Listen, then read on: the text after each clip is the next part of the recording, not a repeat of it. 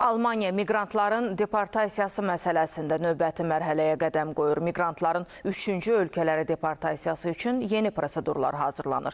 Daha ətraflı Berlindən bizimlə birbaşa bağlantıda olan xüsusi müxbirimiz Günay Məmmədova məlumat verəcək. Günay, hər vaxtınız xeyir olsun. Buyurun.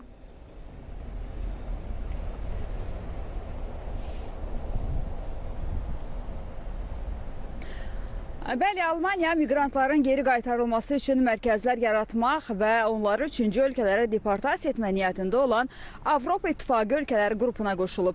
Kiprdə keçirilən Avropa İttifaqı Daxili İşlər Nazirlərinin görüşü çərçivəsində aparılan danışıqlardan sonra Almaniyanın Daxili İşlər Naziri Alexander Dobrindt bildirdi ki, qrup yaxın həftələrdə yol xəritəsi hazırlamağı və konkret növbəti addımları müəyyən etməyə planlaşdırır. Onun sözlərinə görə ortaq məqsəd il ərzində 3-cü ölkələrlə mümkün razılaşmalara nail olmaqdır. Və bundan başqa qeyd edeyim ki, təşəbbüsdə Almaniya, Avstriya, Danimarka, Niderland və Yunanistan iştirak edir. Gələcəkdə digər ölkələr də bu təşəbbüslərə qoşula bilər. Avropa Komissiyası prosesdə fəal iştirak edir, lakin siyasi məsuliyyət deməli iştirak edən üzv ölkələrdə qalır.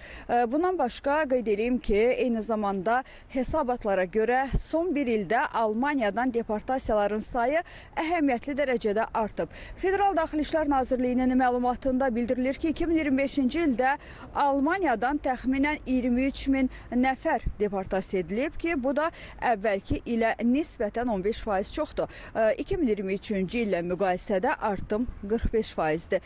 Miqrasiya siyasətində dəyişiklik işə yarayır. Almaniyanın Daxili İşlər Naziri Dobrindt bildirib. Daha çox geri qaytarma, daha az cəlb edici amil, effektiv nəzarət. Biz miqrasiya siyasətində nizam-intizam yaratmalıyıq, nazir əlavə eləyib.